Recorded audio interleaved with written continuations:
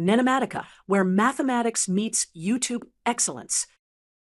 In this lesson, we will build an intuitive step-by-step algorithm to analyze quadratic equations of the form ax squared plus bx plus c equals 0 when two real roots exist and x2 is greater than x1. We will use signs of c over a, the sum of roots negative b over a, and the discriminant delta to decide where the roots lie on the number line and whether they exist or repeat. Two key facts guide us. By Vieta's formulas, the sum of the roots equals negative b over a, and the product equals c over a. The discriminant, delta equals b squared minus 4ac, tells us whether the roots are distinct, repeated, or non-real. Case 1. If c over a is less than 0, the product of the roots is negative, so the roots must have opposite signs. That means x1 is negative and x2 is positive. Now, compare the sum negative b over a. If the sum is positive, the positive root must dominate in magnitude. The absolute value of x2 is greater than the absolute value of x1. If the sum equals 0, then b equals 0, and the equation is symmetric x equals plus or minus the square root of negative c over a. If the sum is negative, the negative root dominates. The absolute value of x1 is greater than the absolute value of x2. Case 2. If c over a equals 0, then c equals 0. The equation factors as x times ax plus b equals 0. So one root is 0, and the other equals negative b over a. Important note on special relationships. If c over a equals 1, then the product x1 times x2 equals 1, meaning the roots are reciprocals of each other. If c over a equals negative 1, then x1 times x2 equals negative 1, so the roots are opposite reciprocals. Case 3. If c over a is greater than 0, then the product of the roots is positive, so the two real roots, if they exist, must have the same sign. To decide further, we examine the discriminant delta and the sum negative b over a. If delta is greater than 0, there are two distinct real roots. If the sum negative b over a is positive, both roots are positive. If the sum is negative, both roots are negative. If delta equals 0, there is a repeated real root. If the sum negative b over a is positive, that repeated root is positive. If it is negative, that repeated root is negative. If delta is less than 0, there are no real roots. In this example, we use Vieta's formulas and quadrant signs to find all values of m. The roots alpha and beta come from the quadratic x squared plus 3x minus 4m plus 8 equals 0. We want the point A of alpha comma beta to lie in quadrant 2 or quadrant 4. Let's visualize the coordinate plane. In quadrant 2, x is negative and y is positive. In quadrant 4, x is positive and y is negative. That means the coordinates have opposite signs, so alpha times beta must be less than 0. From Vieta's formulas, the product of the roots equals c over a. Our quadratic is x squared plus 3x minus 4m plus 8 equals 0, so it equals 1, and c equals negative 4m plus 8. Because we need alpha times beta less than 0, we require c over less than 0. Now substitute. C over a is negative 4m plus 8 over 1, less than 0. Rearranging, for m is greater than 8, so m is greater than 2.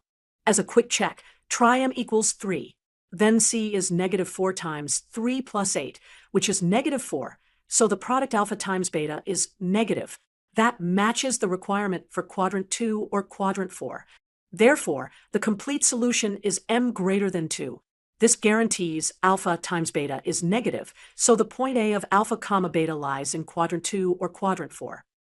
In this lesson, we will find the product of all real roots of an equation of the form ax squared plus b times the absolute value of x plus c equals 0 when it has 4 real roots.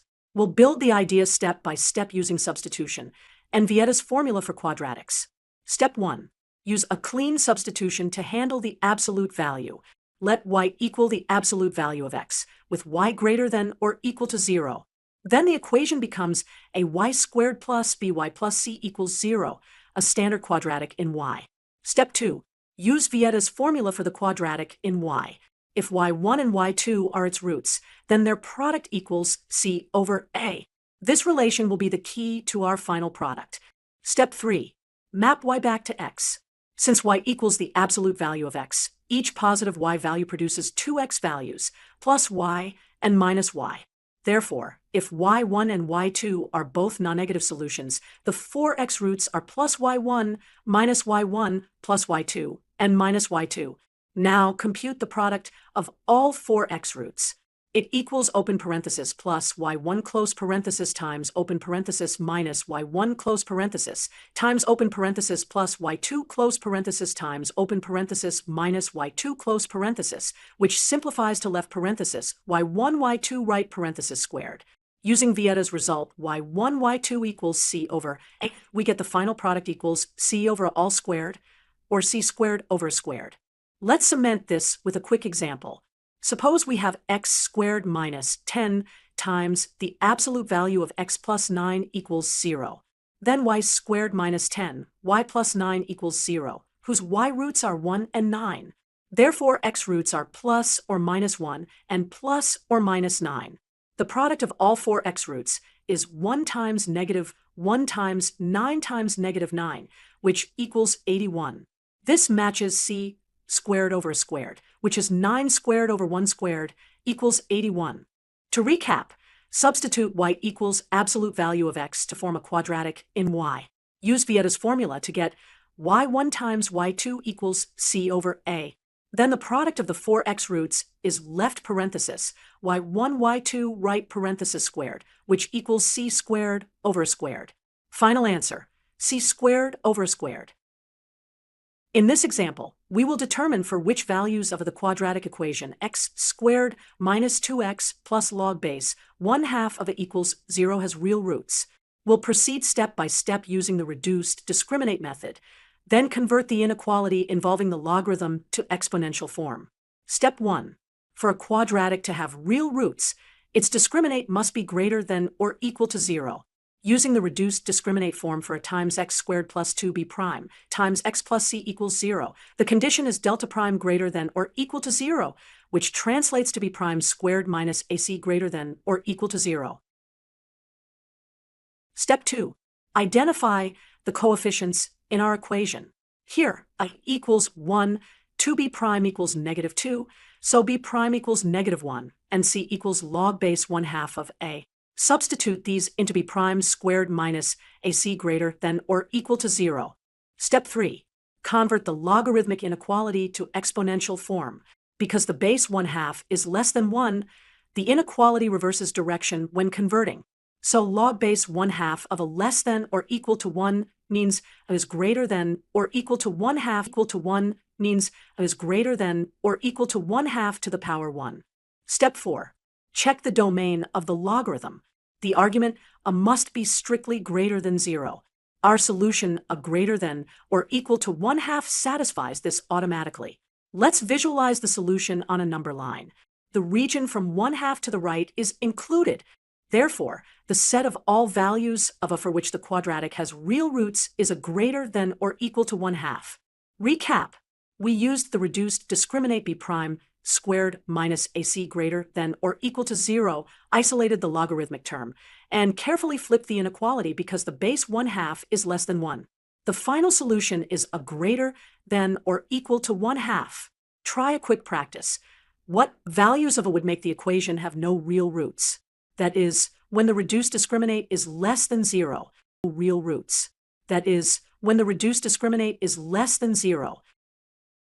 In this example, we will determine how many real roots the equation has.